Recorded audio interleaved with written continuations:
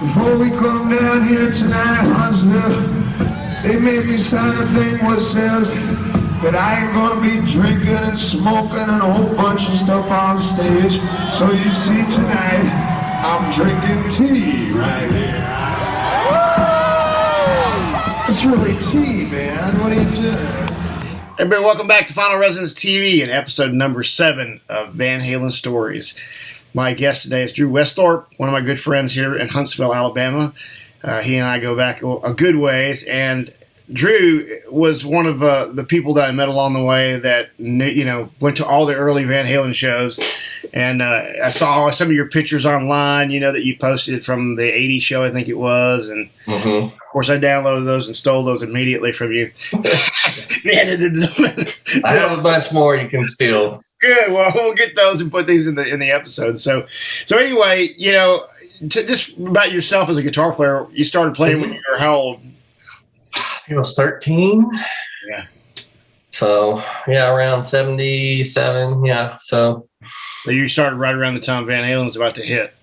I did. I got into it because at that time, everybody was all about Ace Frehley, and I was a huge Kiss fan. And I had an older brother who was into really good, cool music and stuff. And so actually, I think around 76, I got hip to Rush with 2112. Okay. And then I got turned on to Ted Nugent, Right. So, but yeah, and then 78, everything just changed dramatically when Van Halen hit. It was crazy. For me.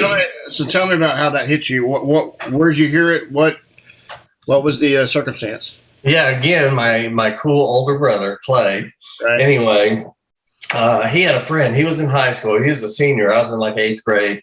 And he had a friend that ran a record store over on University Drive, Pratt Avenue, and it was called The Night Records and Tapes. Okay. And so anyway, his buddy, I think it was Robert, calls him up and says, dude, I guess he got the advanced promo copy or something or whatever. And he goes, you have got to come down here and hear this band. So my brother goes down there. And so he ends up getting a copy, buys a copy, and brings it home. And he's like, dude, you got to hear this record. You're not going to believe your ears, And I'm like, okay. And so he puts it on. Of course, the car horns, and then they tone it down or what, tune it down. Yeah. And also boom, boom, boom, boom. And you're like, okay, and then that guitar comes in and that tone was just off the hook. Nobody had ever sounded like this before, Right. And it was just like, holy smokes, man. And they get into Running with the Devil. And it was just, it was excellent. I just don't know how else to describe it, but that tone.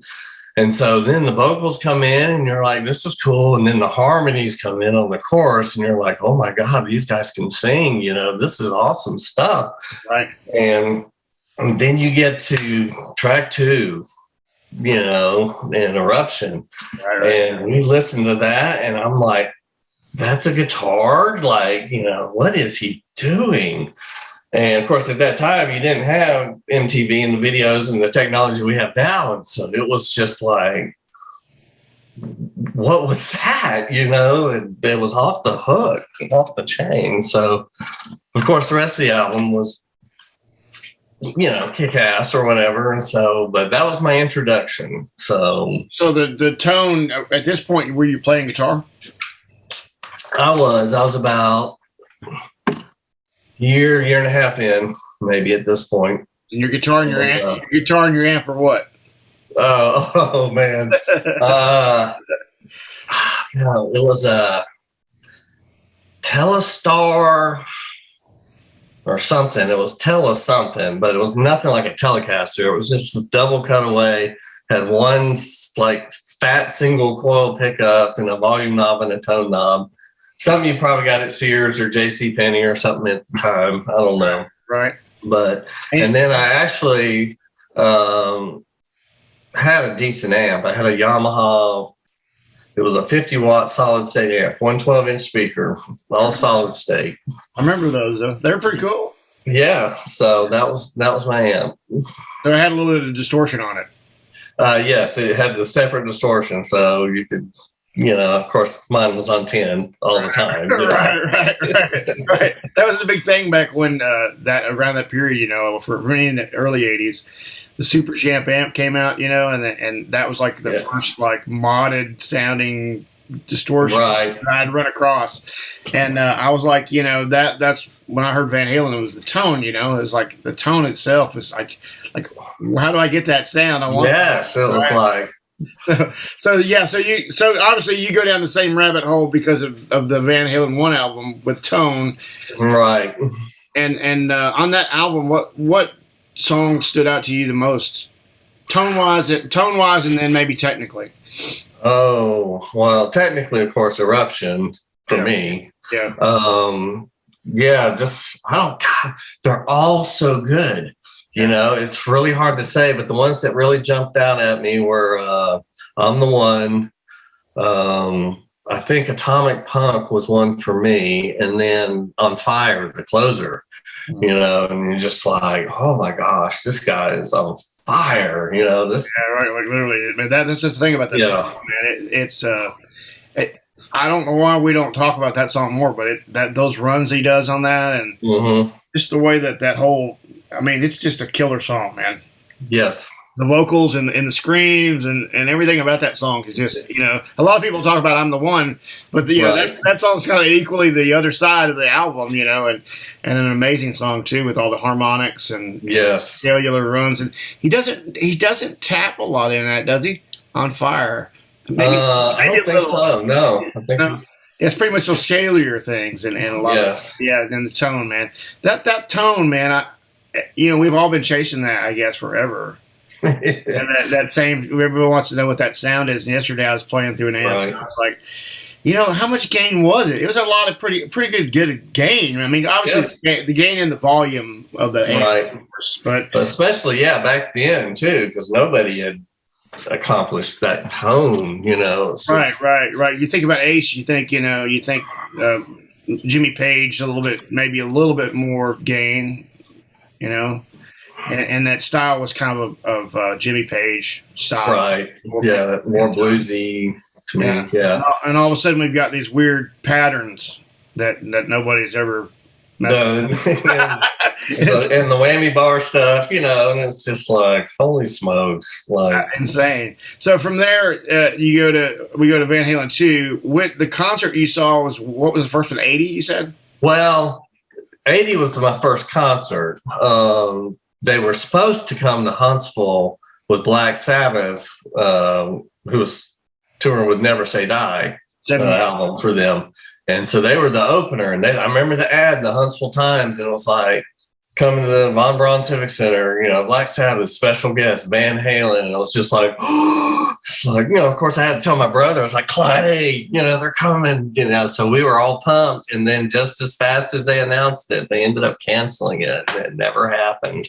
Yeah, I have to look back at that. I'm sure my friend Greg Renoff knows why that happened. I want to say I read that the other night that maybe Sabbath had come to the end of the rope and they just decided that they were done or something. But that was sort of like it did after Van Halen had been whipping up on them for a while. And I would have hated to follow that. Yes, absolutely. Most people said that. I mean, everybody from Neil Sean to Ozzy to everybody had said that they were just too hard to follow up. And I can imagine the story about that whole thing with Black Sabbath is that they got whipped up on before, and Ozzy said something to the effect of, "I just want to get a club band, a LA club band to open up for us," and so they get this LA club band to open up for them. And unfortunately, it didn't work out so well for Ozzy.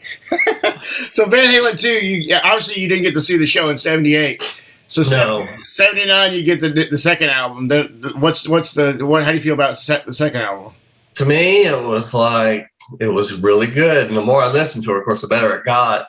To me, his tone changed a little bit. Maybe that's just my ears, but I was still like, there's some good songs on there. Like Light Up the Sky, I was just right out the gate. Like that one hit me like the first album did. And then DOA was the same way, I remember. But it was just, And of course, he does the Spanish Fly thing on the acoustic, and you're like, okay, it's like Eruption Part 2 or whatever. But you can hear him picking, just clean picking that thing at that speed. And you're just like going, this dude is just, what planet is he from? You know, this guy's came out of nowhere. It's just changing everything about rock guitar, you know. Right. I remember that too, you know, the discovery of every new instrumental he did. It was like you were waiting for that next album because you knew there was going to be something. That was like a pattern, you know. They had these patterns, and one of the patterns, a couple different things is these little the things that he'd come up with, intros or these little solo pieces, and then they would always have the spoken word things that David Lee Roth would do, and they always carried that tradition on album after album. That was one of the cool things about their albums in the early days. And so I noticed that too about those albums. That album was drier sounding. Van Halen. Yeah, that's a good description. And then you had, you know, you said Light Up the Sky. What about, a lot of people talked about Out of Love and the solo in that one. Oh, yeah. To me, that was almost had, to me, like a Billy Gibbons kind of influence on him or something, just that, the way he was picking that. Right. Yeah, and there's definitely. But yeah, I loved the album. I thought it was great. And then, of course, videos were just now coming, music videos, into mainstream, if you will. Right. And so that album came out, and so I'm sitting at home one day, and this show called, I think it was Video Jukebox or something, comes on the TV, and they said, today we're going to have Van Halen. And I was like, get out, you know. So I tune in, and there was 3 clips from their Van Halen 2 tour, and it was You're No Good, Dance the Night Away, and Bottoms Up.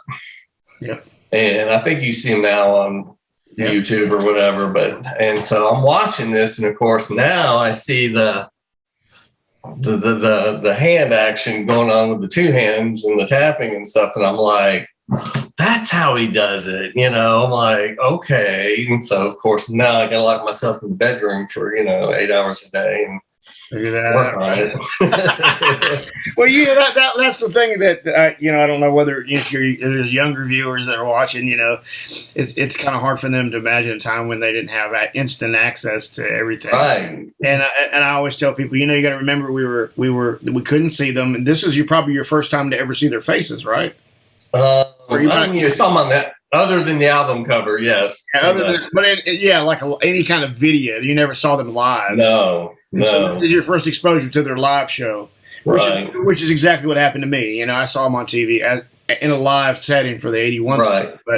But yeah, so we didn't have like that immediate thing we could go and see and pick up the licks or. Yeah. You know, I remember that. You know, we went to see Ace with Kiss. You know, and he was doing some primitive tapping with his pick.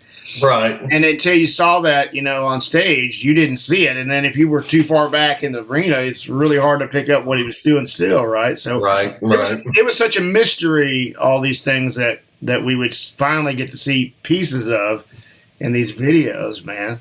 But yeah, I was just like, that's how he did. You know, it was so simple yet but he did it like very well, obviously. Right. But right, so he could just do it like you know, and I still marvel at the harmonic tapping. Yesterday, we were rehearsing, and I was like trying to do these tapping parts in Pound Cake, you know, where he's doing these little subtle things, man. And so they're so hard to get out, you know, and he just could do it like it was breathing.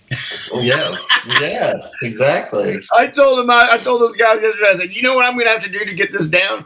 I'm going to have to go do what he did, sit in my room for 8 hours and just until I get this, because there's, you know, to get that tapping harmonic. I honestly think the harmonic thing is one of the hardest things to do of his.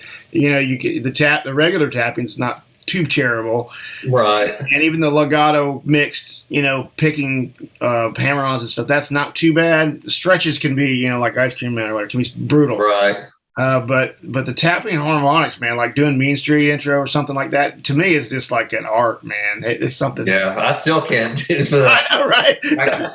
That's weird. I can't do it that way, but if I flip my left hand over and kind of more like a drummer, I can kind of get a semblance of it, but I can't do it that way.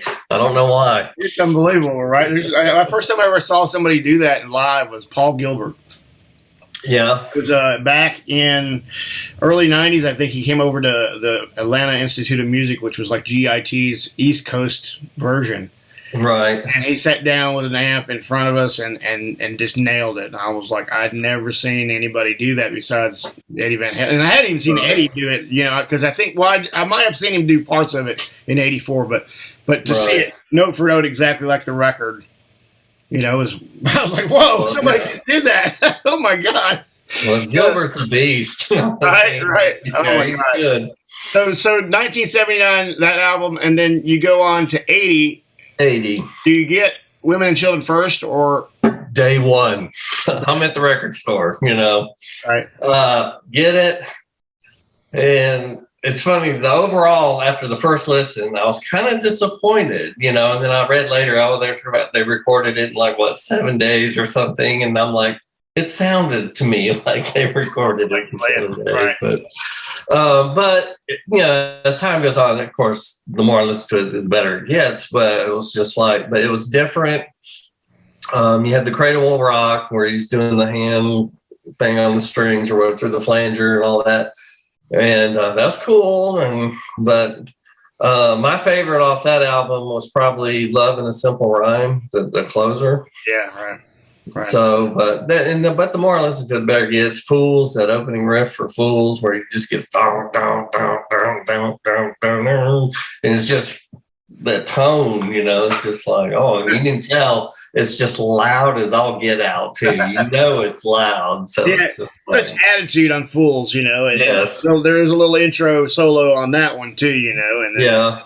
And I think that album, like you said, it was kind of a grower that had to kind of had to digest it for a while before you really got into the detail on it, because a lot of people cited it as their favorite album, but for me it was like you said, it was like, I don't know, these songs are okay, but compared to the first two albums were, right, it had blown you, and it was kind of hard to live up to anything after that. But I do think it does stand up still. I mean, yeah, absolutely. Like you said, Simple Rhyme is kind of their kind of Who thing, right? Right. They did it on their last tour on 2015, and they, of course, you got Everybody Wants Some, which is the classic, and then Cradle Will Rock, those all stuck out as they always had some solid hits on those albums. So 1980, how long till you go to the show? Well, they ended up coming to Birmingham that summer. I want to say July, maybe. I don't know. It was summer, I remember. Okay. And so I had a sister who lived in Birmingham, so she got the tickets for me and my brother and a bunch of friends of ours, and we had like a caravan that just kind of went down. And it was at the Birmingham Jefferson yeah. And so anyway, we get down there and we are stoked, buddy. It's Van Halen. We finally get to see him, and so some band I think called the Cats opened up, and they were kind of, to me, looked like new agey. Like the singer had maybe a jacket on with a bright shirt with a brighter tie or something, that 80s. And so they were, but we didn't care because we wanted to see Van Halen. It's like, never heard of you, sorry. What's funny about Van Halen? I was talking about somebody this other day, is that they always tried to pick acts that they did the opposite of Sabbath. They tried to, Sabbath was trying to do what they ended up doing really well, which is to pick acts that, except for maybe Autograph, that didn't really either match them in style, or they always did something weird with that, so that you couldn't really compare the two. So this is this band Cats. I think it was the Cats, but anyway, I mean, for what it was, they were kind of an 80s poppy, So, but then of course they did their short set, and then we're kind of we're on the floor, but we're more toward the back of the arena.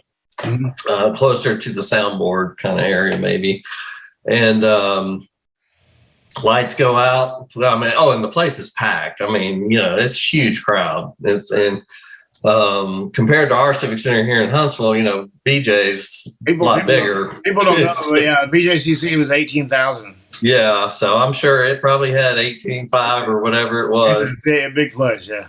And so anyway, they come out, and of course, lights go out, and that guitar comes on. And he's just starting to tear it up, and Alex is doing his thing, they're just, and he's like the roadie that did their announcement or whatever, the intro. Yep. And he's like, somebody, Van Halen. Place just explodes. I mean, it's just, and it's Romeo the Light. Him and Alex, but they're just, and all of a sudden, when the bass comes in, that boom, boom, boom, and Dave's on the riser, Dave's up in the air, does the toe touch thing, and they come out swinging, and it is tight, and it is good. I mean, it was just like, holy smokes, yes.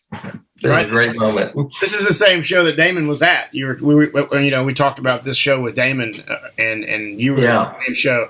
And he was, he said he cried after the show. It was so powerful. I don't know if I cried, but you couldn't wipe the smile off my face, I'm sure, for a few days. I mean, It was good. It was good. It was so funny. We had this afterglow thing with concerts when we were younger.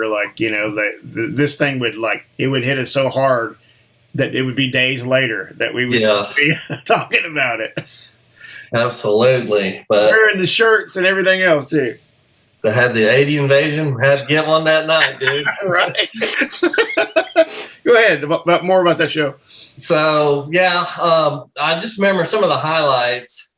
It was definitely a party atmosphere. Van Halen they were the party band at the time, too. I mean, right. And so Dave was funny because at one point in the show, what I remember during one of his, rants or whatever he does, talks, and he's got his bottle of Jack. And so he's sitting there talking to the crowd, doing his Dave thing, and he's like, and he keeps hitting the bottle. It's not one of these one time and done. He keeps and finally I don't even remember what songs it was. He's like, he's hitting the bottle. He goes, my manager says if I keep doing this, I'm going to get, effed up, and he's like, he looks over and he's like, you think I'm effed up? Take a look at this MF size. And he looks over at Eddie, and Eddie's been over there just kind of playing. Him and Al locked in on some kind of little groove, and he just stops and just busts out laughing, and the place just went nuts, and they had that thing about them where their improv was really. I think that a lot of bands, after and still to this day, kind of take that from Van Halen. They have that. They leave a little bit of improv in there, and at least they makes it. That he said the same thing every night, but but it never felt like that, right? I think he always felt like it was totally off the cuff. Yeah. So. But I've seen him a few times. I've seen him say things that he didn't say at any other show. There were those improv moments. And so entertaining as always, because that was Dave and he was funny. So he did have that improv. He still, to this day is that kind of guy. Freestyles all the time. Yes. It can be totally annoying, but when he's on stage, man, he can just focus that down pretty well. Yeah. But yeah, that was a good show. The solo, of course, was a highlight, and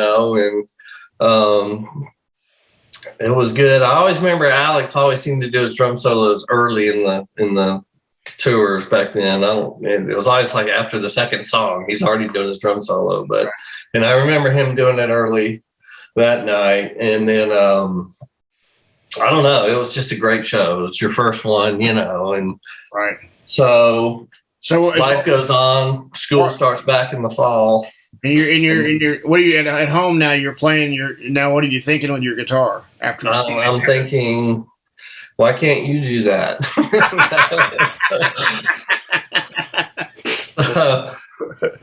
We were in a garage band. It was me and Glenn Maxey and Eddie Gailey. Yeah. and we started a band called Hayes. And of course, we were heavy on the Van Halen and the Aerosmith and stuff like that at the time. So, Sure. but yeah, sitting down trying to figure that stuff out. First of all, you had to figure out, okay, he's detuned, he's down a half step, you know.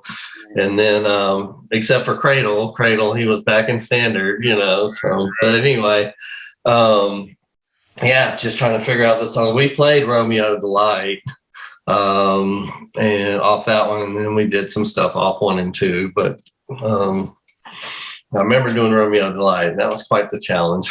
Oh yeah, you know what everything. Everything is. It's I started doing these tribute shows, and I had to deep dive all these songs, man, and it's like I thought I knew these songs, right?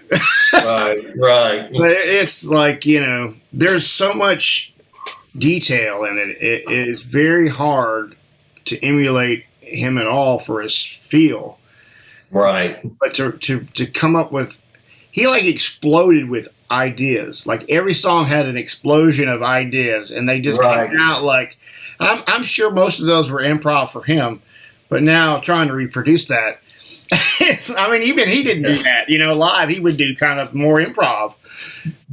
And that's what I liked about him live was, and then like, I guess I'm bouncing a little ahead, but on the Diver Down tour in Nashville, we saw that one, and he was playing licks that night that I'd never heard him play before, hadn't heard him play since, you know what I'm saying? But it was just, I remember it just being like phenomenal, and it's just like, God, this guy is so gifted, He did do that, I saw a tour, I think it was 2008, and he did something totally just different. I never heard it, and he never did it again. Like you said. Yeah, exactly. Where did this come from? He took like the stuff he might have been doing at home, he just whipped out a couple things that he'd been messing with and did it anyway. It was amazing that way. So 80, amazing show, and then 81. This is a tour that I really wanted to talk about because I hadn't talked with anybody about 81 yet. Other than Eric Dover, who's from Birmingham, played with Slash. He went to the 81 show at BJCC, but we had a very short discussion about that. You were at that BJCC show in 81 as well, right? Yes. Absolutely. And you saw both Huntsville and Birmingham? Yeah, they were like, one was like on the 2nd, and the next one was like on the 5th or something. They were back to back. And yeah, that was a very cool time. So tell me those two shows. You start with Birmingham? Okay, yeah, we went down, and some band called G-Force opened up. I remember that. Okay. And they were pretty good. And Birmingham definitely gave G-Force a better reception than Huntsville did. I'll leave it at that. Okay. But I liked them. I thought they did good, and I thought they sounded good. And then, they come out, lights go down. Again, we are on the floor. We are, like in Birmingham, we're toward the back. They came to Huntsville again for I think it was the last show of the 80 tour, apparently. Mm-hmm. And we were up front for that one. That's the one I got all the pictures. I'm going to have to get to you somehow. Yeah. But we were right up against the barricade. So we said, next time we see them, we're going to do the same thing. So Birmingham, we get down there early. So you saw him in 80. You saw him in 80 at that. You said second time. Yes. And you were up front. Obviously, that the impact is much greater up front. Oh, absolutely. Right. Absolutely. And just so we stay on 80 for a second, because of this, we didn't get into that, but okay. I saw your pictures and they're amazing. And he's wearing the red pants and. Yes, and the striped socks and this time he's playing the Frankenstein pretty regular, right? And, I guess I've seen pictures from that Birmingham show, and he was playing the it's kind of like an Explorer in the front, maybe like a the Star guitar. Yes, that one. Yeah, and I didn't realize that's what he had played, but I guess that's because we were so far back, we really couldn't. So they were this big, right? So up front, you're up front this time, and you're front row. You said, yeah. So, Talus opened up. Oh, that's right. Yes, and so I got pictures of their guitar player. I don't have any of Billy Sheehan because he was like over stage right or whatever. So, And then that we thought they were great. And I think it was Glenn maybe that was down on the floor with us. And he, like him and our friend Tim Saunders and Glenn, they're grabbing me going, check out this bass player. And I'm looking over here at Billy Sheehan, and he is all over this bass. I mean, he's just, and then he's doing this number here, and then he's doing this number here, and he's just all over that thing all night long. And so I ended up watching, more of Billy than I did the guitar player. But was he on a good show? Was he tapping then? Huh? Was Billy tapping? Yeah. Oh, he was all over that thing. I mean, it was crazy. I've actually asked Billy Sheehan to be on this show, and one of the things I wanted to ask him was about where he came up with the tapping part, and where that came from, whether that was from Eddie or that was something else that he had come upon himself. But so tell us, that's pretty cool, because I know that Sheehan talks a lot about that tour and how they got to watch those shows themselves. And so down front, you're seeing all this tapping, you're seeing Eddie up close with all the techniques. Are you finally getting more clued in on what he's doing? Or I mean, but like I said, he's always changing. And that's what I liked about him, was his spontaneity and how he would just like improv a lot and does that. Those were the things I actually, for me, look forward to. It was like, I want to see what he does, and he always knocks it out of the park. You're just like, God, this guy's so good. Yeah, it'd be different if his improvs weren't as good as the records. Right. His improvs are sometimes as good as anything you put on the record. And, people will do covers of the improv solos,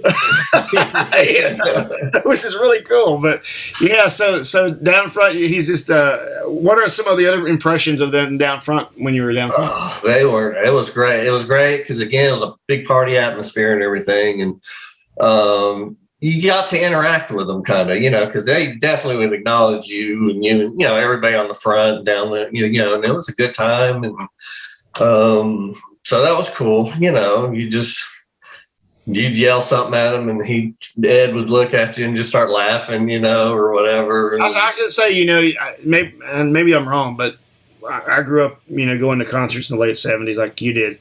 And I don't remember the kind of interaction with the crowd prior to that. I mean, maybe there was, but I mean, if you think back to Hendrix or even the Who, when you think of them, you don't think of them as getting into the audience and interacting with them in the way that Van Halen sort of started this thing. They did so many little things that people picked up on. I think that became part of the normal thing. Right. We kind of forget, but it's almost like it. Even the Beatles, I mean, they got up there and performed. They didn't go, hey, Drew, what's up? Yeah. Here, have this pick and have and the throw stuff, that kind of thing they did, which was the party thing, right? Oh, it was definitely a party atmosphere. And then, it was just like, and I took in this little 110 Instamatic camera. I probably took about 5 rolls of film. Wow. And so I got a bunch of pictures, and some of them are actually, for what it was, pretty they good. Actually came out pretty good. So you were pretty close. Didn't hurt. Yeah. Like nobody in front of you. Yeah. That was definitely that's awesome. So let's go back to the 81 Birmingham show. Okay. Fair Warning Tour. The videos that came out were the thing that inspired me to play guitar. I saw the Unchained video, and that's what got me to Van Halen. So you saw the stage show, which we had talked about before. Yeah. The look of it was just cool. It looked like a skyline or a city of amps and speakers, and it was very cool. But I think like Pete Angelus, their lighting director was the guy that came up with a lot of the backdrops, and in a way, it pulls in the theater aspect of using backdrops as you remember in '84 where they would integrate the backdrop into the foreground of their equipment, right, and they would make this sort of depth thing go on. And I think '81 was one of the first times that, I mean, they did it in '80 a little bit. It was more stacks, but he had I think 12 4 columns of free, and so and that was like just a big wall, but I guess it was kind of like steps, because they could jump up onto the other stacks. or the other cabinets rather. So did Did that backdrop change through the night? Because it was a city backdrop in what I've seen. Fair Warning Tour. Yeah. I don't remember it changing. I remember the lighting and stuff they did, behind it changed a lot, but I don't remember if they changed the actual backdrop or not. Okay. But I remember on the way down, we were listening to the radio, and the DJ for that rock station in Birmingham, I guess he had caught him the night before in Atlanta. And he goes, they were saying, well, how's the show? And he goes, oh my. He's like, speakers, lots of speakers. And so it's just like interesting. He goes, the stage was just nothing but speakers, And it's like, okay. And then, of course, when the curtain dropped and there they are, you saw what it was. And it was just like, that is so cool. Did they have a curtain in front? Yeah, you couldn't say it like in between. So it was reveal. A surprise, yeah. Awesome. But it was so cool. And they opened up with On Fire. Yeah. And both shows, the one in Birmingham and one in Huntsville, pretty much identical. I mean, even the banters of Dave in between the songs, but they were good both times. And I remember Unchained live, and just that with that drop D flat or whatever, and I just remember, again, we're up front for both of these shows. We're right there. I didn't take a camera this time. I should have, but I didn't. But we were up against the barricade and just having a ball. And both shows it for 81. Yes. Wow, man, that's cool. I wish I could go back there with you and relive that one. Oh, dude, yeah, no doubt. I tell you what, when I saw that video, it was the same sort of thing as you said in when you saw those first videos. That first of all, I was revealed who and what they look like. Yes. And second of all, I had never heard Drop D that way anyway. I think when I think about Drop D prior to Eddie, you might be Jimmy Page or maybe Brian May.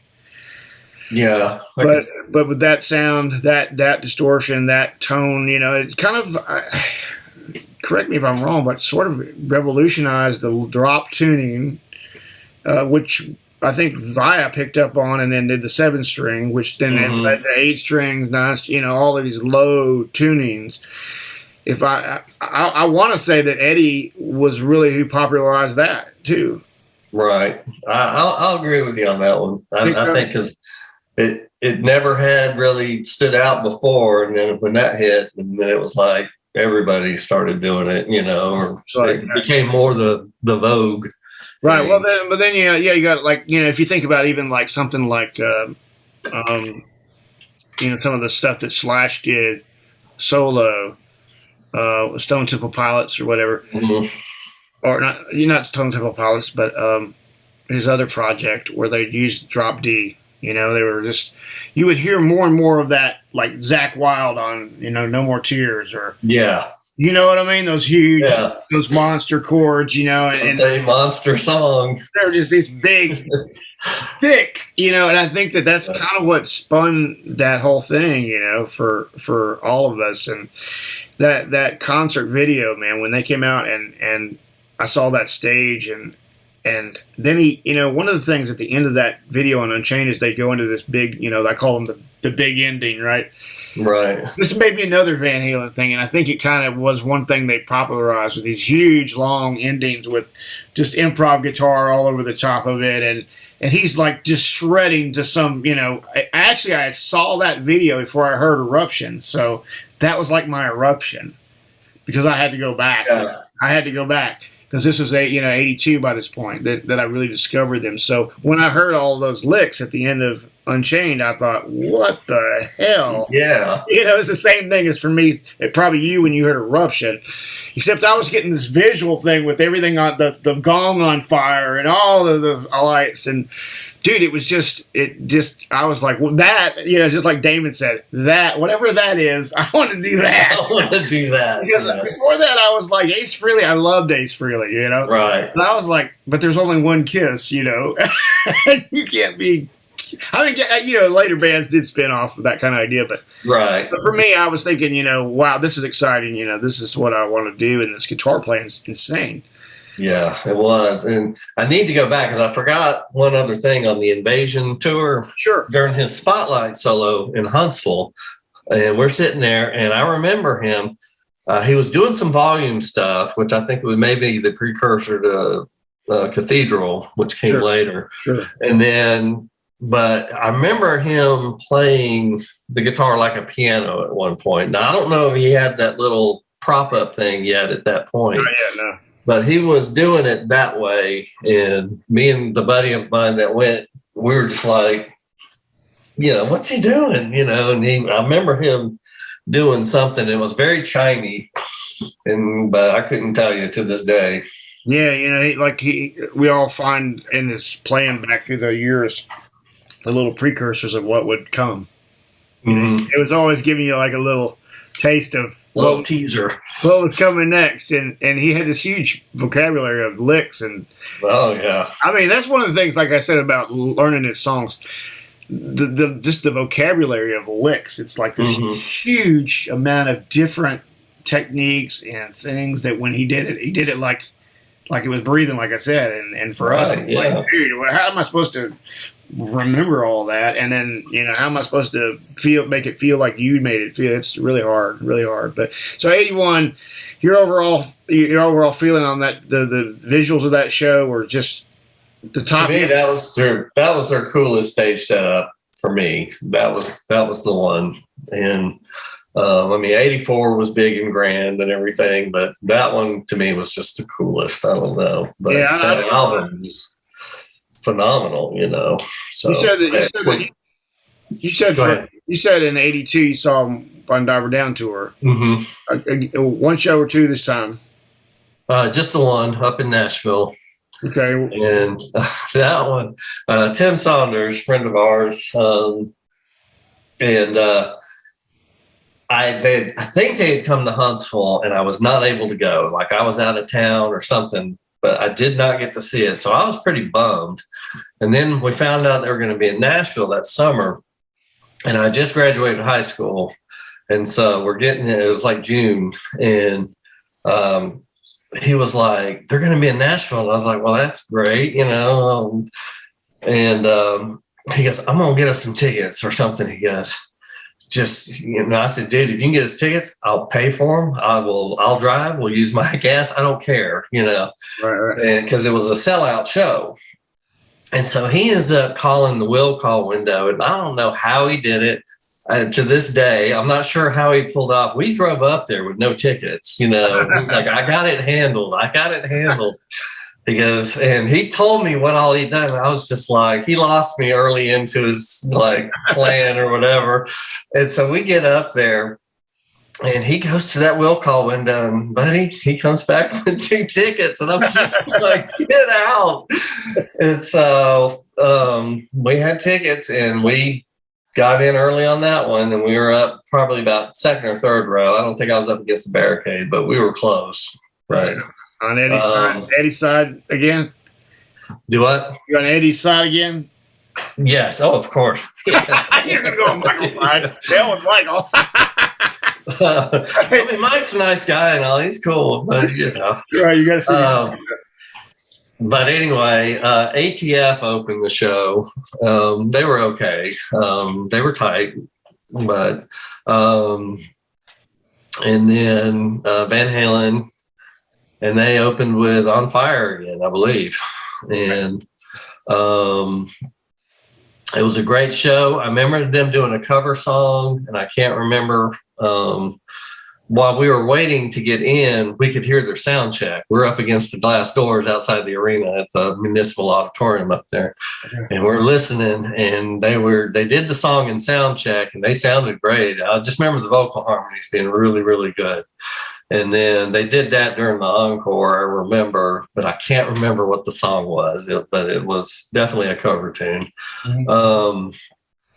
But it was, as far as the Dave era goes, this show was probably the best one musically that I saw when it was the original four. Mm-hmm. And they were tight. Of course, I'm thinking Nashville, Music City is probably a lot of record folks there, and stuff, but they were tight. And Dave actually sang, like if you closed your eyes, it was like listening to the record. I mean, he actually sounded more like the record than I'd ever heard him before, and it was a great show. It goes back to my theory about Dave. When Dave wanted to do it, Dave could. Yeah. I always felt like Dave, he would just he was like he would get in his own way a lot that way, Yeah. The audience would obviously want him to do it like you said as close as possible, but the guy was like a natural improviser, and Yeah. it was Eddie, and that's just who they were. I mean, if you go back to the club days and listen to their bootlegs, you can hear that they were always that way. They were always the cuff, so that was like his natural self. But occasionally he would just, maybe like you said, there was a reason for him to really tighten up. And yeah. So, but that was a really good show. I remember during Little Guitars, Eddie played that little Les Paul looking mini. He played that, and he did Cathedral and Secrets, and he was playing the Gibson double neck, like the Jimmy Page looking. Right. Yeah. So, and it was good. And I remember that during his spotlight solo, and we were right there at his mic stand, just kind of right there. And he was doing something, and he started running around the mic stand. And then at some point, he was playing this little lick, and he comes up, and he obviously wasn't looking where he's going. And he puts the microphone right in his eye, or hits him like right in the head, like right here. And he's like, and he goes, boom. And then he made that Eddie face. He was kind of like, whoa, and then he just started laughing. But he never quit playing. He was just like, right. It was funny, but I don't think he meant to do that. Yeah, right. That was before the double neck. That was the yellow double neck with the Kramer thing they had. So yeah, that's cool. I remember seeing pictures of the Jimmy Page double necks. The Gibson. That's got to be interesting to see him play a Cathedral on that. It was different. I mean, it's like he wasn't playing, because every time I'd seen him at this point, it was always the red and white stripe, the regular one. Yeah, and that's the only one I'd ever seen him play. And then to see him play the double neck was kind of cool. And then to see him play the little Les Paul, But right. And then of course for Unchained, he had a different one for the drop D. But was that the Rasta? Did he play the Rasta? That was the green, red, and yellow. I don't know if I ever saw him play that one. I want to say it was the white one with the circle, like the one you got behind you right there. Yeah, so he played that on the '82 tour, you think? I'm gonna say maybe. I don't remember. Yeah.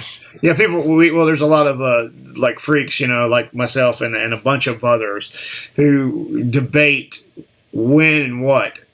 Right. and in particular, like that couldn't have happened then because of this, that, and the other. Yeah. And I got in trouble on one of the last episodes because the information that the guy gave that, people were like, oh, they're debating on whether that was real, true or not. One of the things that bared out was the Beat It amp. This guy had actually loaned his amp for the Beat It solo.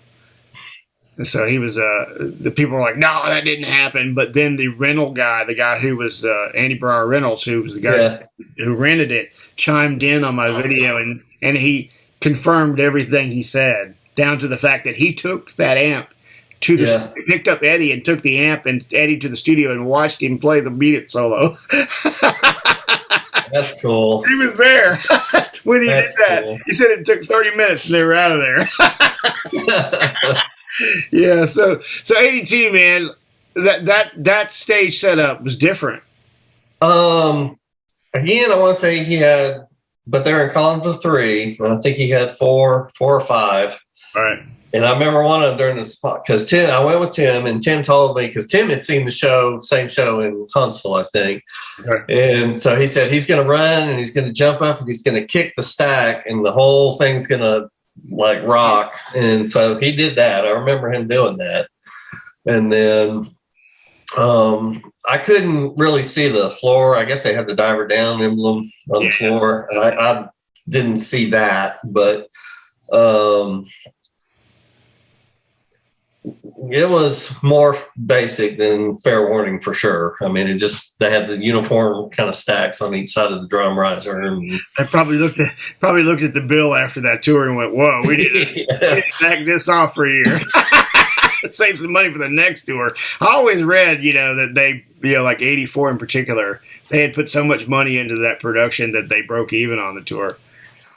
And they were making money on their albums then, Right. Now you make money on tour, but back then they were just That's funny, But the other thing about that was the merchandising. Let's talk about that for a second.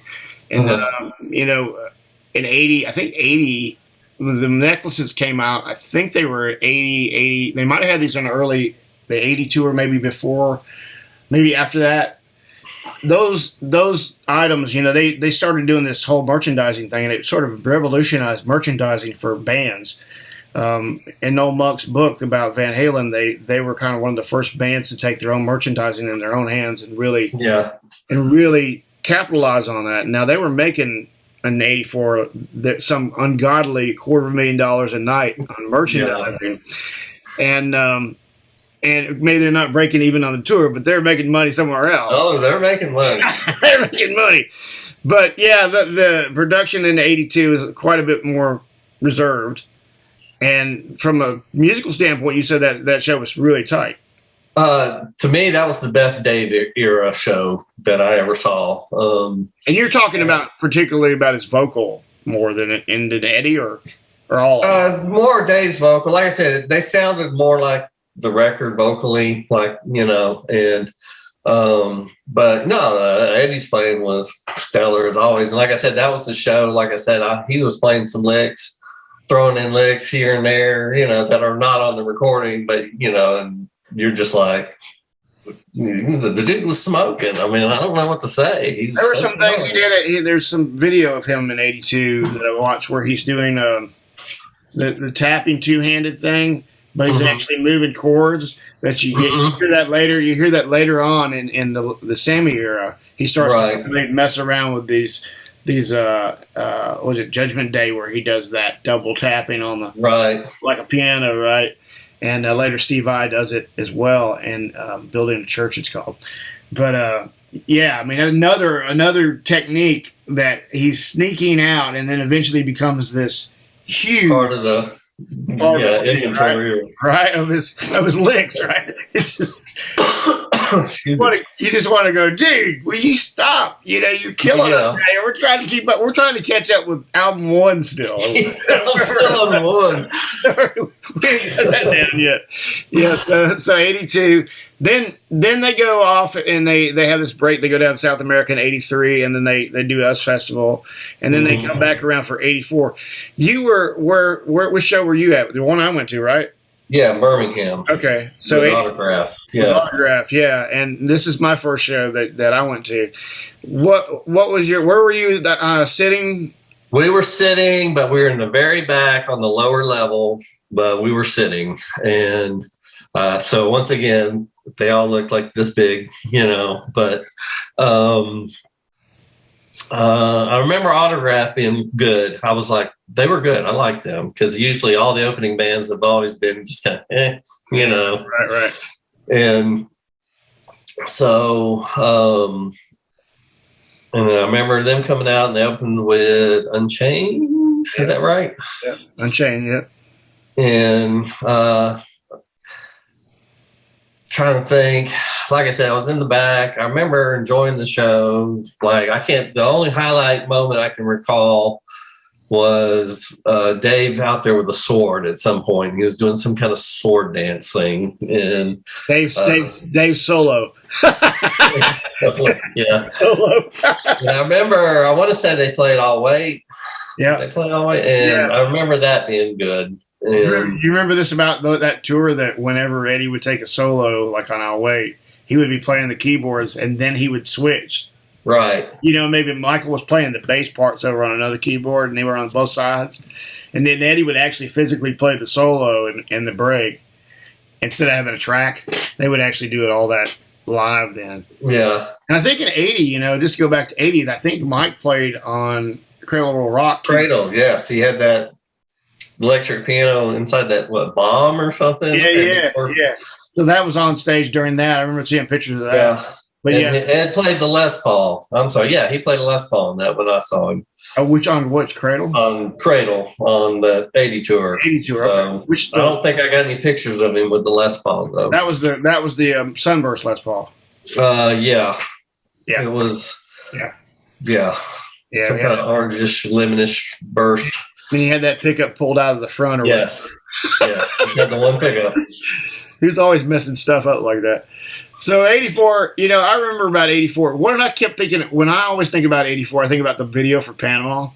Mm-hmm. The reason I think of that, there's a couple shots in that video from the angle that I was sitting at, Mm-hmm. kind of where I was sitting, which is right upper side on the lower level, but up a little bit on Eddie's side.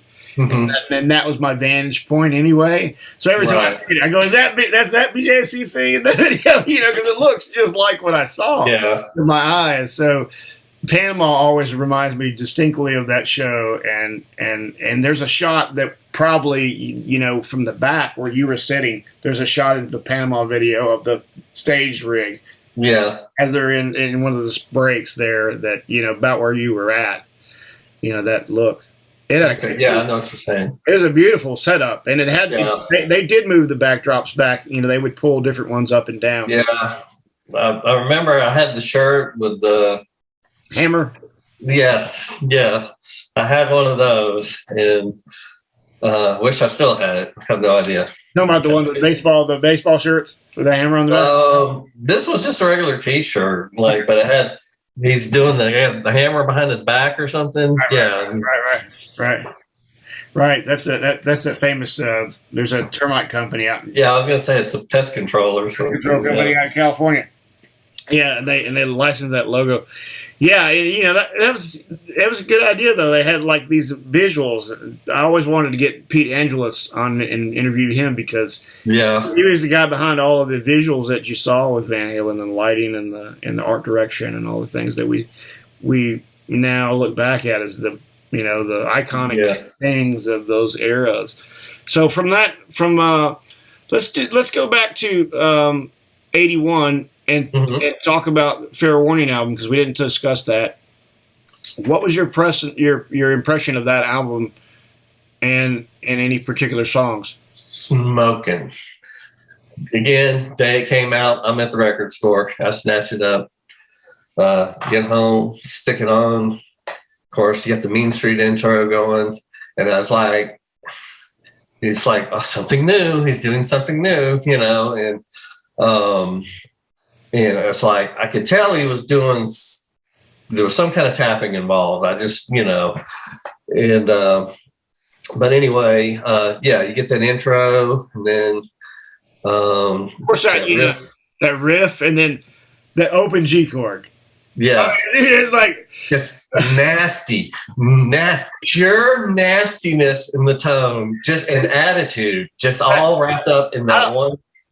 I don't think there's, other than some of the AC/DC songs, there's not a better G chord that ever was played. Why? Maybe people would talk about Hard Day's Night, that first lick. That's not a straight up G chord, but a signature, like, single tone that people go, like, I don't know if you do this, but there are some songs with tone like that where I've got to have this crap up as loud as possible in my car. Yeah. So when that one accordion hits, I just want it to feel like I'm standing next to that stack when he hits that note. Yeah. You know what I mean?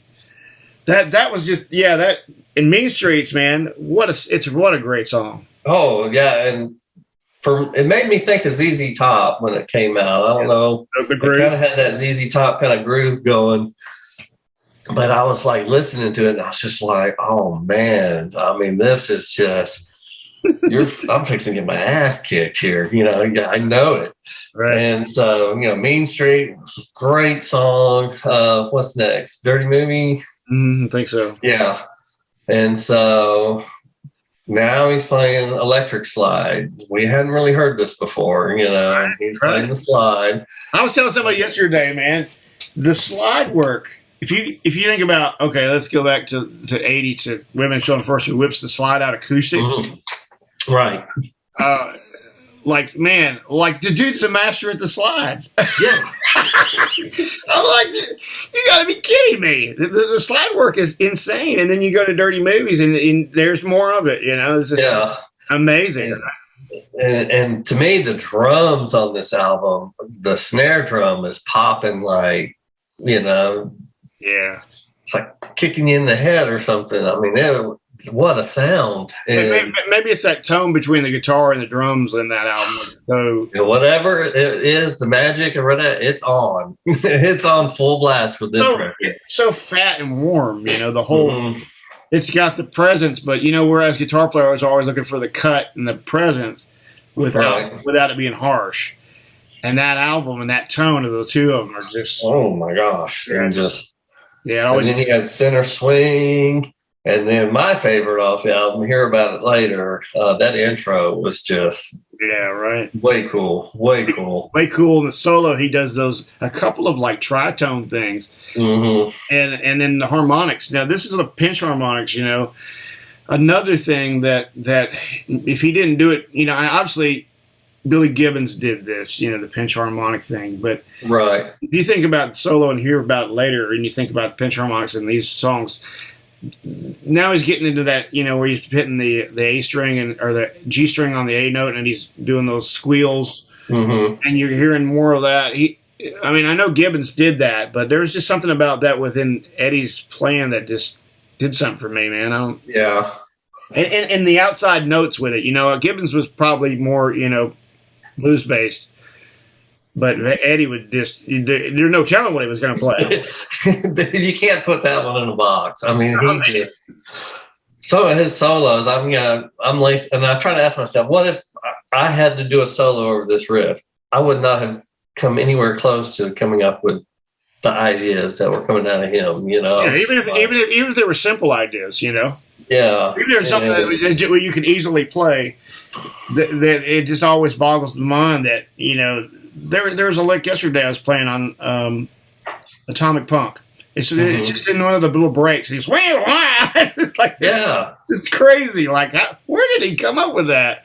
And it's so wild. Yeah, that solo and Hear About It Later.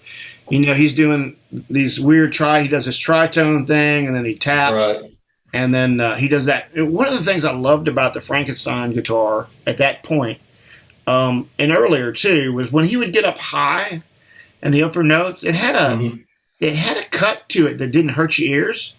Right. But it screamed. I mean, it's coming through. Yeah. It had this there was something about that neck in that era, 80. Well, I guess that era and the sound he was doing at that time, whether it was that guitar or even the Unchained guitar too, that had the touch, the way that he made that high squeal up the neck. Yeah. Quite ever attacked a note the way he did. People talk about the thinner picks maybe being a factor because he had a really thin pick, but. Yeah. I don't know. So. Yeah, but you know what I'm talking about with that high, the way that. It just like I said, it was like a full sonic assault. But at the same time, like you said, it didn't hurt your ears. It was just like, this guy definitely has whatever it is. He has it, Right. The tone, they talk about the tone being in your hands, and but there was something about all the guys that put after him that didn't have that warm. Even though everybody had the distorted amps now, and they had commercials with whatever mods. It just seemed like a lot of them got really bright and really sharp, and he always found that perfect. I think that's one of the hardest things about capturing his tone is getting that balance between the top and the bottom, and we all chased it for the entire time we played guitar. Yeah. I mean, it's like Still chasing it. right. I was talking to Mike Simmons in the first episode, and we were talking about how if we went to any amp, we would just immediately dial in the same damn sound. Because it was the sound that we were always going for. Right. No matter what amp it was, we were going to make it sound like Eddie Van Halen's amp. Didn't matter. Yeah. So 84. And then, you transitioned like I did to the Sammy era. Mm-hmm. I saw him in 86. Did you see him in 86? Saw him in Birmingham. That's where I was. Yeah. Bachman Turner opened up. Yeah. Right. That's right. Yeah, we missed them. We got there late. So I was in Auburn at the time during 84 and 86. So, we walked in and BTO apparently had just left the stage. And I was kind of like, okay. I was like. So your impression when this all happened with Van Halen, with David Lee Roth leaving, I mean, I had just kind of started with Van Halen, at that point. It was going back through the catalog. I mean, what was your feeling when they just all of a sudden upended? I guess I kind of wasn't surprised from my perspective, a fan perspective. Dave was big, MTV, and then he did the solo videos, and Dave was getting very big, and I don't know. I think there was some clashing going on between him. I think we all had a sense that Dave was getting, his ego was getting pretty big, and so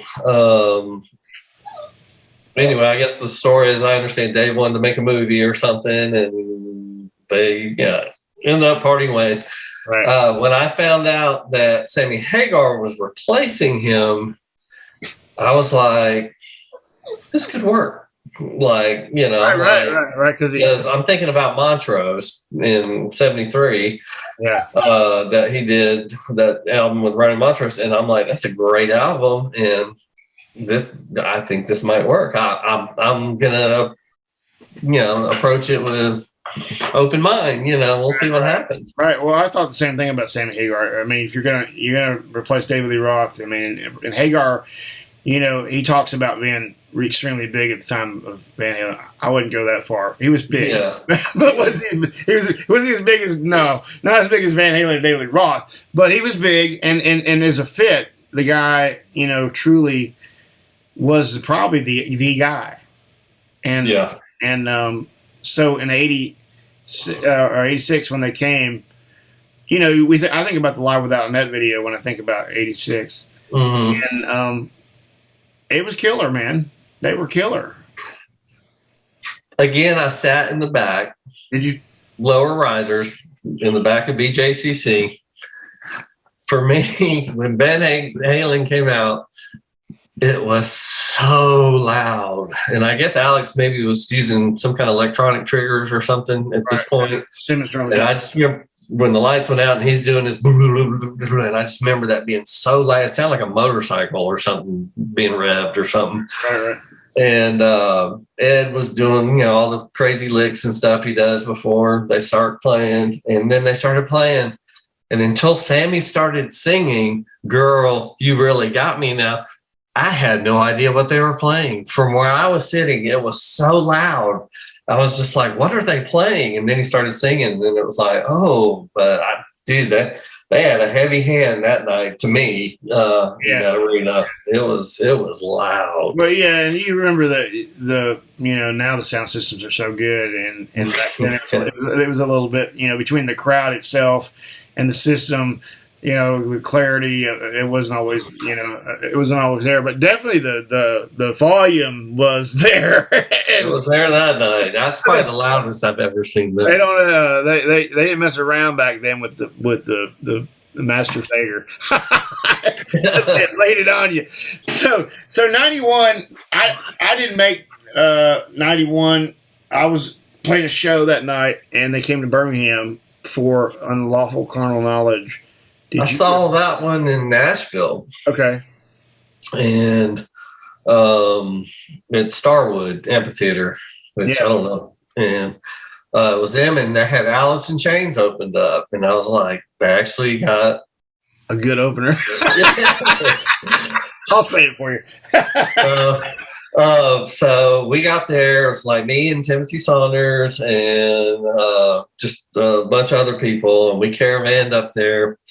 And we got us a couple hotel rooms down the road from the amphitheater, and so we go to the show.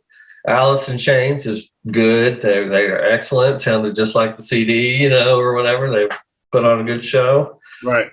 Van Halen came out, opened up with Pound Cake, and dude, that's probably the best Sammy show I ever saw with them. So the sound, I've been to one show there. It was Sammy Hagar with David Lee Roth when they did the duel. Yeah, and the sound was awesome. So because that's that out half. That used to be a shed, like they had it was outdoor indoor sort of thing, and it sounded really good there. I think overall. So what did it sound like to you there? To me, it was sounding good. You had to reserve the seats under the stacks.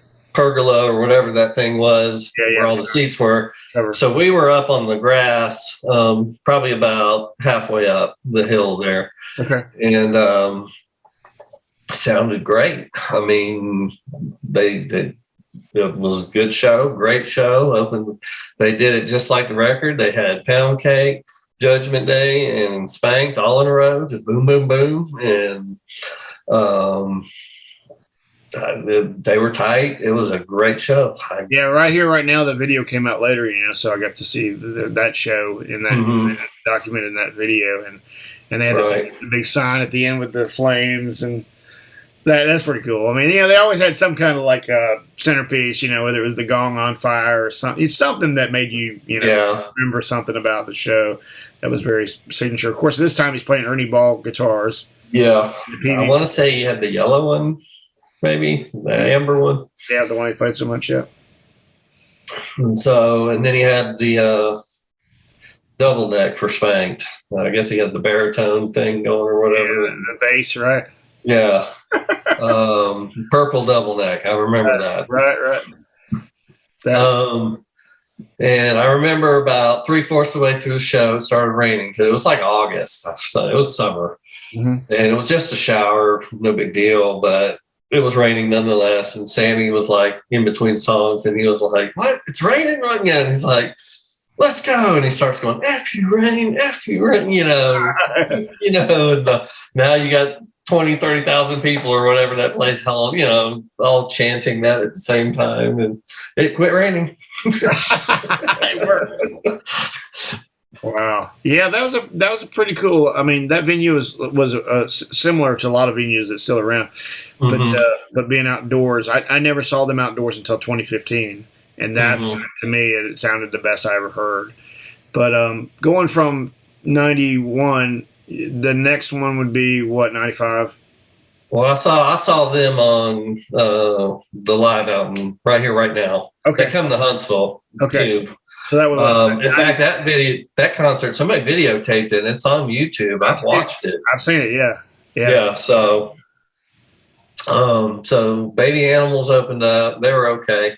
Mm-hmm. But yeah, it was a good show here. I thought they were pretty. 92. Somewhere in there. So yeah. When they did the Right Here Right Now tour, it was after the initial release. Yeah. Then we dropped to Balance 95. You went to that show? I did. Caught it in Birmingham with Brother Kane opening up. Right. So yeah, that for you and me, that's the little personal connection we have with Van Halen. Yeah. So let me tell this story. Tell me the story.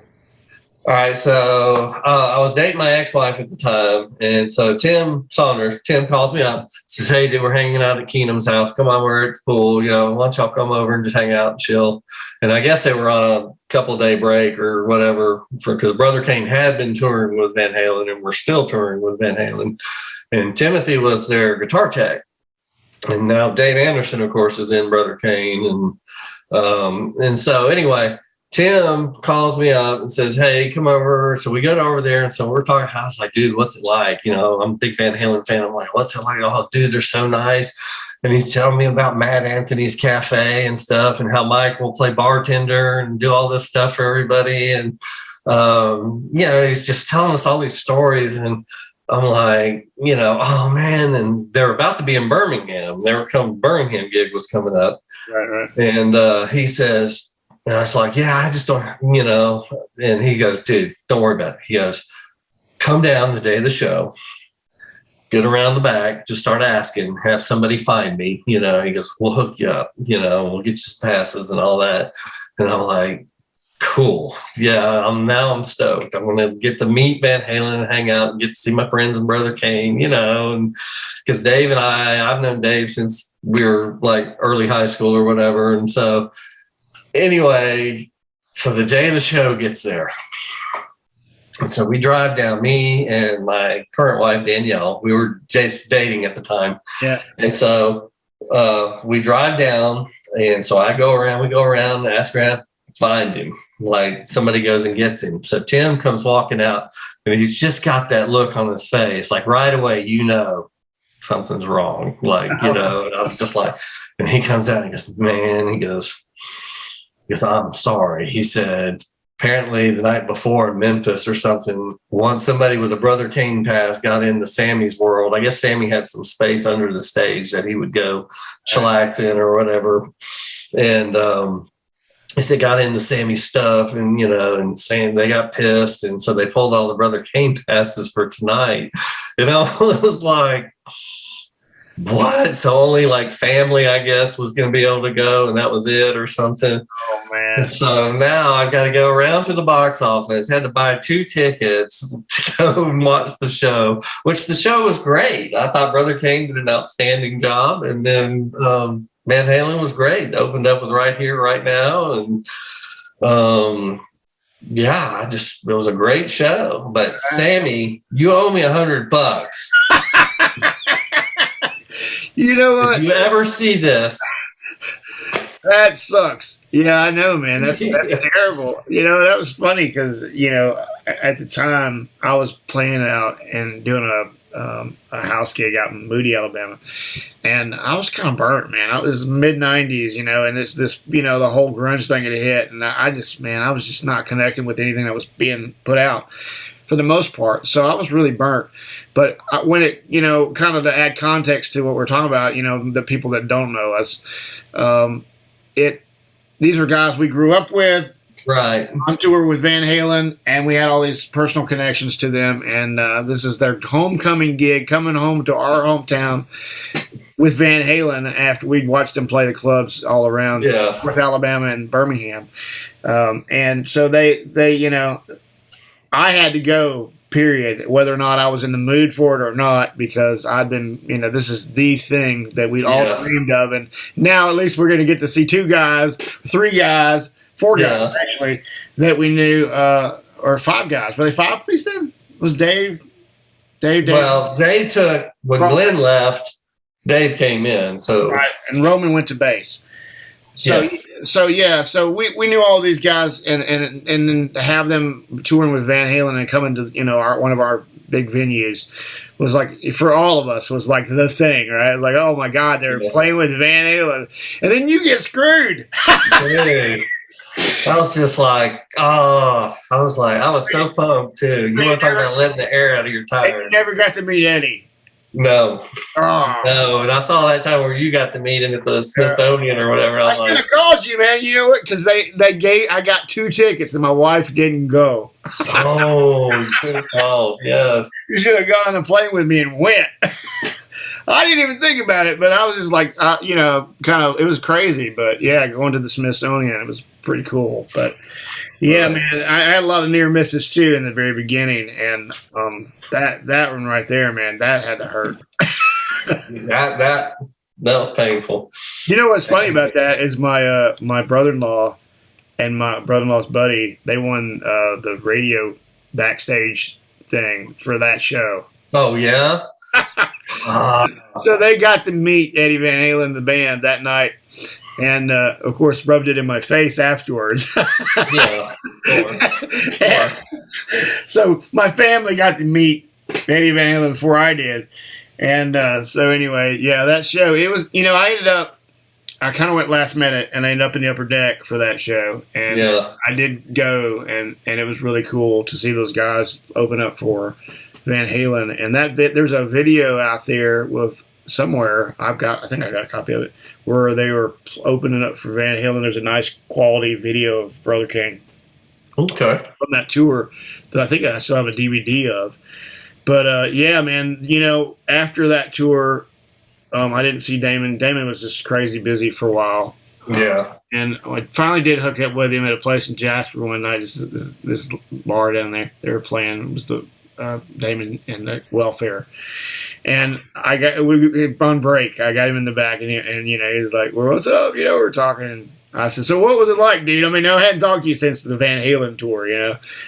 And this is the first time I got to ask him about it. And he goes, "Oh man, he was just a regular dude. He was the nicest guy, such a regular guy." I said, "Dude, that wasn't a regular. That guy ain't a regular guy. That's the guy who played on Van Halen 1. What the hell are you talking about, man? He's a god." No, but he kept telling me, you know, Damon was playing it cool, but you know, in that last video which you watched, he kind of let a little loose, you know, a little more truth about how he really felt about it. But yeah, man, it was. So yeah, you need to talk to Dave Anderson. Yeah, get a chance. He told me some Van Halen stories I about peed myself. I was just like, dude, you're killing me. He's probably, you know what? He told one on one of my interviews, one about him playing Eruption in high school. I don't know. Were you at that? So yeah, Dave told me about that. He said he told Eddie. He told Eddie that he played Eruption in high school in front of the school, and Eddie gave him a big hug. He said it was the best story ever, or whatever. So there was more to it. Yeah, he said because of that I got laid for the first time, and Eddie was like, "That's awesome." Oh, yeah, he didn't say that. Yes. He left that part out, but yeah, he told me some other things, you know, that surprised me that people talk about, you know, with the bass playing and all that stuff. So there's some those things that have been out there for a while, but yeah, man, I got to get Dave back on and see what else I can squeeze out of him because Damon came clean with everything on that. Yeah, that thing. So beyond that, we go to 98. There, did you go to 98? I did. I got to see it up in Nashville at Starwood. Sharon, huh? So that album, yeah, we all kind of struggle with that one. It's still growing on me. I mean, the more I listen to it, you know, I do enjoy it. The song is more of a sequence kind of song. Once, yeah, I love that song. I think it's a great song. Yeah. And it was definitely a different sound overall for Van Halen. And I understand there's a lot more recordings. They put some more stuff down after that tour. And I would really like to hear that someday. I think, you know. Definitely possible that might surface. Yeah. So I'd be intrigued to hear what that sounds like after spending that much time together, touring and whatnot, you know. Yeah, there's also, so don't forget, there's also another batch of songs they did for the last album that they released that were never released. Yeah. So there's a whole nother batch there that we know that's possible to be finished. So, but yeah, that one, you know, like I said, it was different. And but they were going to be in Nashville. So me and Danny, we went up there and they had Kenny Wayne Shepherd open up. And we were familiar with Kenny Wayne Shepherd, so I was like, okay, this is good, you know, and it was. Kenny put on a great show. And then Van Halen came out, and it was weird because he only had 3 412 cabs on stage, like right there. And they opened up with Unchained.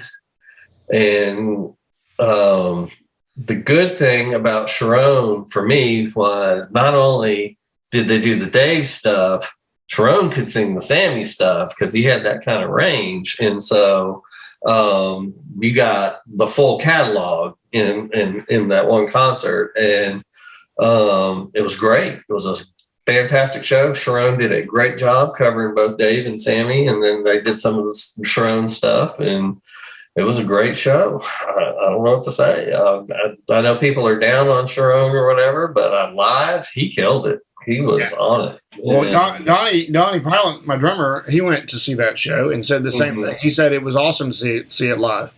Right. And in general, I heard that it was great.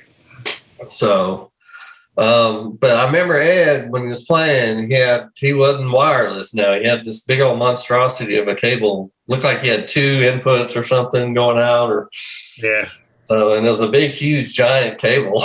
I mean, but he sounded great. I mean, he was Ed. I mean, so yeah, there's a few videos in the Europeans. There's a European leg with Sharon, and there's a few videos from that out there that are really good. There's the Australian concert that's out there. Yeah, I've seen that one in '98, and there's a couple of videos from some of the festivals in Germany, I think it was. Yeah, where they had got some video, but yeah, man, they was playing great back then still, and then there was the big, I guess the new book that's out, Eruption, that I did the recent video on.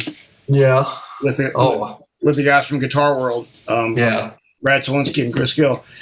They go into a lot of the detail of what happened between '98 and then 2004, and Eddie, I think, really took hard that 3 didn't connect with the audience. Right. So that there was that big period where Eddie was sort of like in a funk, and then it goes to 2004, and they decide to come back out on tour. Did you catch 2004? I did. This is the first one with Wolf, right? Dave's back, and this will be actually the last one with Sammy. Last one with Sammy and. Oh, okay. No, I didn't catch that one. So, they came out with the 3 new songs. Yeah, that was probably a rough one to go see. But actually, I saw two or 4 shows on that tour. 2, and one of them, I was down within the first few rows, and the Eruption solo was one of the best I've ever seen.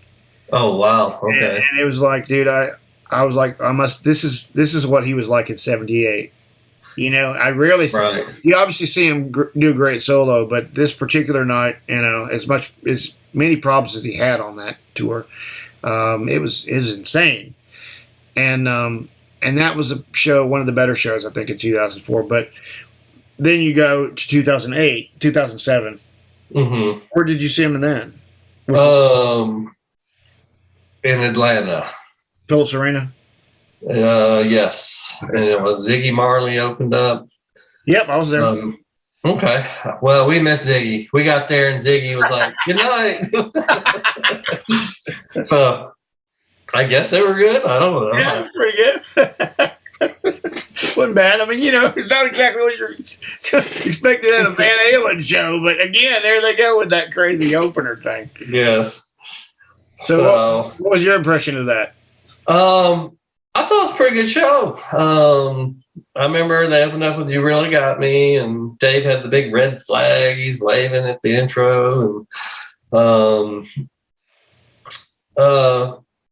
it was a good show. Now, do you remember the PA system going out during the spotlight solo? I was waiting for you to say that, because I was really pretty close on the left side of Mike's side when this happened. Yeah, the whole PA went down in the middle of Eruption, the solo or whatever, Eddie's solo, and it was pretty early in the solo if I remember correctly. Yeah, and from what I could gather, he couldn't hear at first that it was down. It's so loud. Did you notice that? Did you notice it took him a minute to? Well, I remember him stopping and then him going like, and then he was like, and we're up in the nosebleed on stage, Michael Anthony's side, but we're up near the top. And so we got binoculars, and so we're watching the sound guy, and you can see them, and they're just back and forth, and they're just like, and finally the guy goes, kills, like reboot. Just they had to shut it all down and reboot and bring it back up. And that's when he kept playing or whatever, and they were trying to get things back up and running. And so whatever happened, must have been a digital console. So yeah, but they had to reboot. I tell you what, because they went back to analog console, I think, after that. But I do remember this because this is when Eddie was coming back from all his problems, and he was still kind of struggling. And I think everybody was really tenuous about what was going to happen, whether somebody was going to get killed or what. and I remember the crowd just started chanting, Eddie, Eddie, Eddie.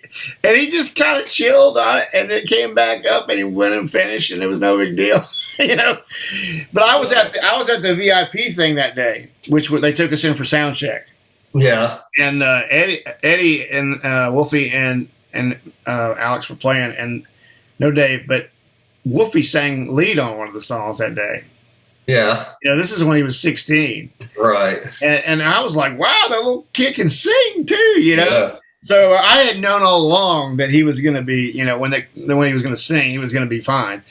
But yeah, man, that show, that was one of the things I really remember about that show, is that whole PA system going down and just being like, and I didn't see what you saw, which was the guys with the PA. No, they were having a bad day. I felt bad for them. It was almost like your four bosses are on stage. Well, one of your four bosses is on stage right now. One. He is not happy. He's gonna kill you guys. Yeah, that would not be good. So yeah, so the show was pretty good, right? I liked it. I mean, I was glad I went. So they were tight. I don't recall the only standout moment I remember was that PA going down. Right. So did you see any other shows that year? Those 2 years? I saw them on the different Kind of Truth tour we saw it in Nashville. So let's talk about the album before we go to the tour. Okay. When it came out, what were you thinking?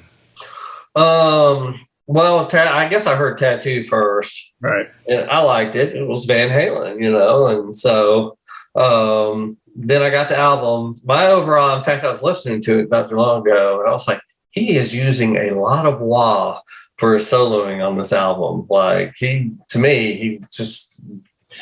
was using it kind of heavy for him, And but I mean, his playing was good. The songs were good. I mean, it's Van Halen. Like, what's not to like? So, what was your favorite song on the album? I can't think of the name of it. Hold on. Chinatown. Huh? Chinatown. No, Chinatown's good. What's the one? And Dave and Ed are kind of riffing off each other. It's like, and I can't think of the name of it.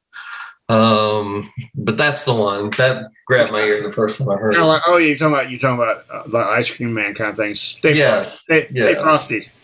Yes. Yeah, which is kind of like Ice Cream Man 2. Kind of, yes. That was the first time I listened to it. I was like, I like that song. That's catchy Van Halen right there. It had all the earmarks of the original first album, and that a lot of the songs came from early demos or songs they didn't and that kind of thing. And like I said, there's probably 10 more out there that they didn't finish. So we'll see if that happens at some point. At some point. The 2012 tour, I was at Atlanta. Were you at Atlanta?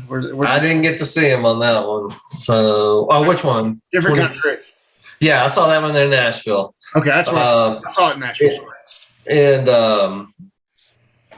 Kool and the Gang opened up. Right. Did you see that? Yes. And they were good. Right, they were good. They were good. Like the first song, I think a lot of people didn't really know what to make of it. But man, their grooves were so infectious and stuff. And by the end of the night, it's like that place was jumping. They had that whole crowd. Everybody was just dancing and having a good time. And yeah, it was great. I thought it was great. That particular opener, we finally kind of hit one that was, complimentary to them in a way. So, but they played Jungle Boogie, which is my favorite song, like Kool and the Gang. So I was happy, But I was also sick as a dog that night. I had some kind of like viral flu thing going, and I just felt like crap. But I went out there. I paid the money for the ticket. I'm going to the show. So, I was supposed to go with some friends of mine. I said, I'll just meet you up there. I don't need to ride in the car with you. Right. I just don't feel good. But they opened up with You Really Got Me Again. But I remember they doing Chinatown live, and that was good. They were smoking. They were tight. Right. I'll tell you what blew me away, and I thought after they did it, it was kind of like the peak, and then it just kind of leveled out. They did Hot for Teacher that night. Okay. And when they ended that damn song, it was one of the tightest times I've ever seen them do that ending of that song, and they just crushed the crap out of that. I told my wife, and I was like, that might have been the best Hot for Teacher I've ever seen them do ever. It was so tight at the the big ending they do at the end of that one. They just crushed it, and I was like, I don't know how you can top that. That was just wow. Hey, I don't know how I thought of this, but we need to go back to '84 for a sec. Okay, sure. In Birmingham. Sure. You remember Dave screwing up little guitars? It's in the bootleg that I just got. Is it? Yeah. Because then he messes it up, and then they ended up ending the song like pretty quick. Yeah. And I was just like, dang, that's a great song. You know what? That happened to him. Everybody talks about how great Van Halen is. Of course, they're great. But they made mistakes. And one of the mistakes I saw, and maybe it was Atlanta. There was a couple shows I went to. This might have been the one after the one that in Phillips Arena. There was one later than 08. And that one, I think it was that one they were doing Out of Love. And they totally screwed it up. They got lost. It's crap.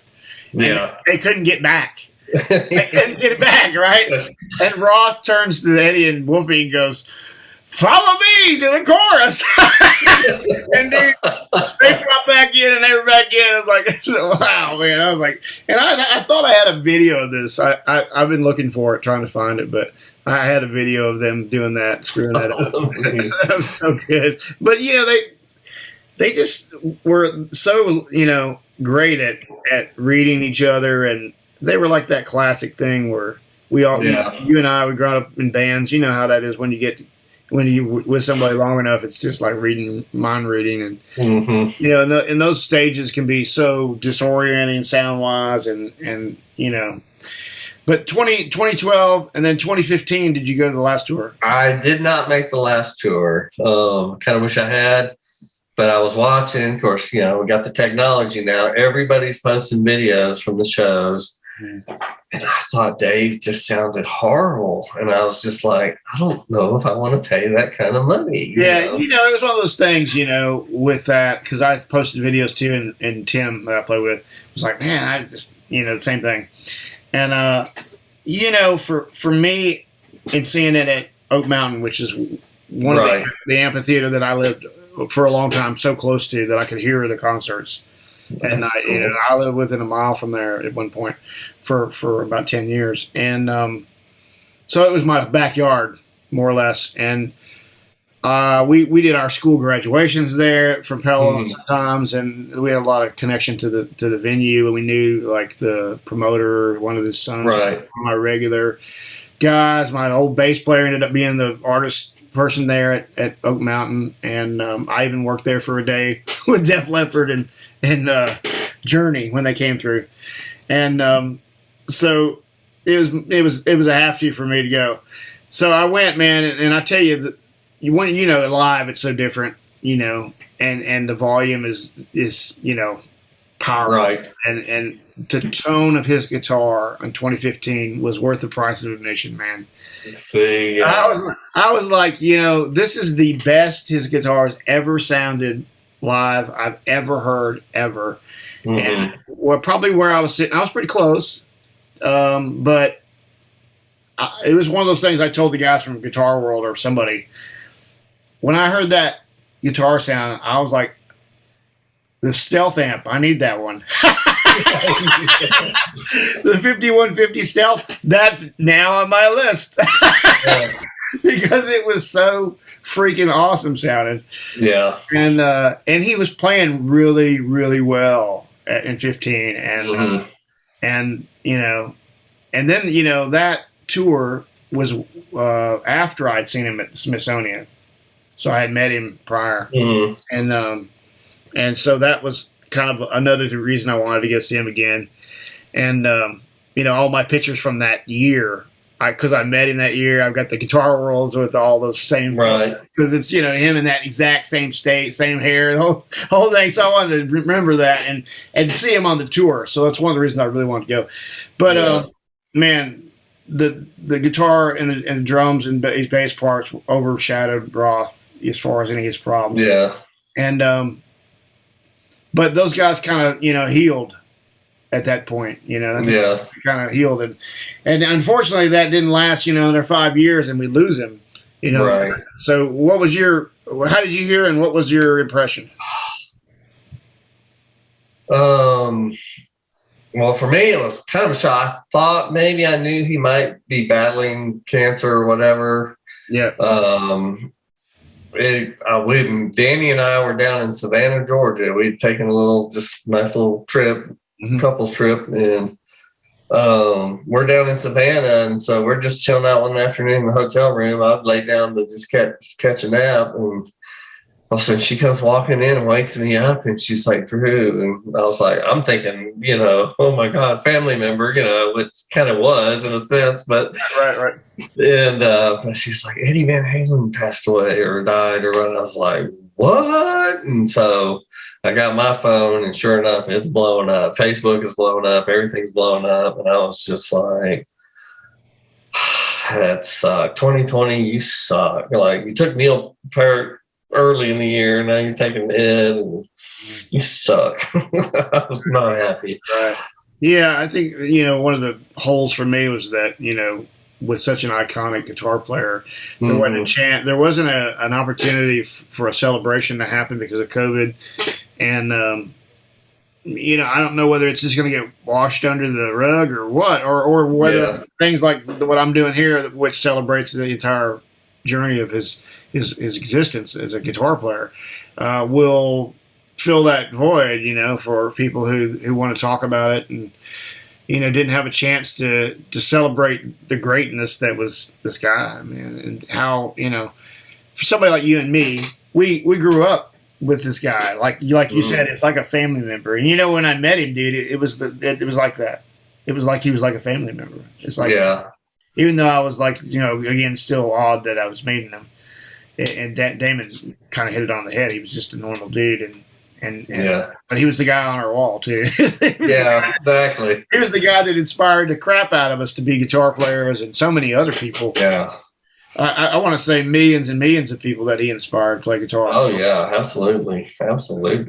I mean, when you think about what he did with the guitar and the influence he had on the amplifiers and everything that you and I love so much, I mean, the impact is.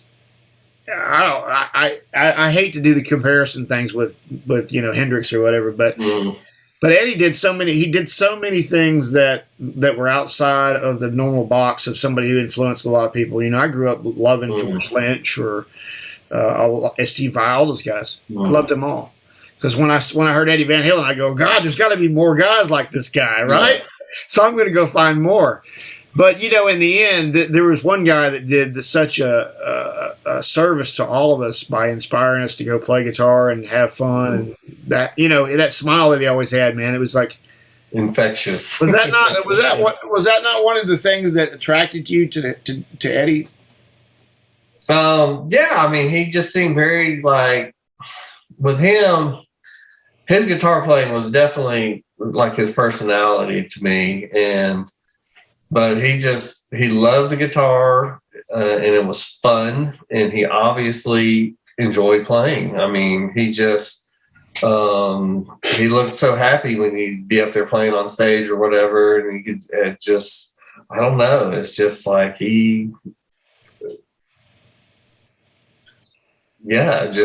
he made, and like you said, I guess he was just a normal guy, just having a good time, doing what he loved for a living, and he wasn't real egotistic. He wasn't your typical rock star, he was, just seemed very friendly and, kind of shy, maybe. He probably wasn't an extrovert, but, Yeah.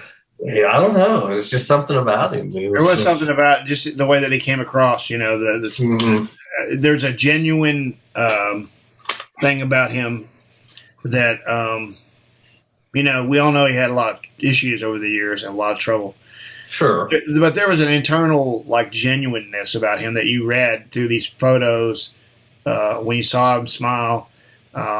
Everything that you imagine him to be on those videos or whatever is exactly what I met, Mm-hmm. And I know that he had so many troubles before that. I was really fortunate to hit him at a part of his life where he had kind of settled and everything was back to normal and he was comfortable in the situation, because you said he was not necessarily an extrovert. I don't think he ever was. I think those things kind of made him a little uneasy because any kind of notoriety, it's like saying even our level locally, you have a notoriety locally, and part of your job is to meet people and to be social, and I think that not everybody is naturally that way, we just not all whoa, I'm David Lee Roth. Yeah. Not everybody's like that. Not everybody is so comfortable with that. And I always got that thing about him that he was a little bit like that, like a little Yeah. No, I totally understood it. He couldn't Neil Peart was famously shy in that way. Right. And I think Eddie was a little bit that way too, but because he came across so friendly, you kind of there was this duality to that personality that really made him unique. But yeah, man, he was our hero, man, and that guy was. We saw it, dude. I tell you what, we were lucky. We saw it. They say that on the internet. I was alive when Van Halen was around, so that's right. My golly. So I win. We win. We definitely won with Van Halen, man. Oh, but yeah, like I said, from my first introduction, just the tone and his style, like you said, I think it is in the hands a lot, but he was definitely a pioneer and a waymaker and, opened up a lot of doors. Yeah, a lot of people, like they said, a lot of people have said this, that their career in music wouldn't even exist if it wasn't for this guy. Right. And I'm not sure that I played guitar or I'd done a lot of the things that I've done, in my life because one dude on a TV screen one night just blew me out of the room. I mean, it was just, it's that much impact. And my wife, I always tell her, I said, I don't know why this happened or what happened exactly, but whatever happened is why I'm here 40 years later continuing to do this. Absolutely. I mean, and you like me, you're one of our local guys that just, we all hang out, and this is what we love to talk about and hang out. And I appreciate you coming on, man. And yeah, appreciate you having me. Yeah.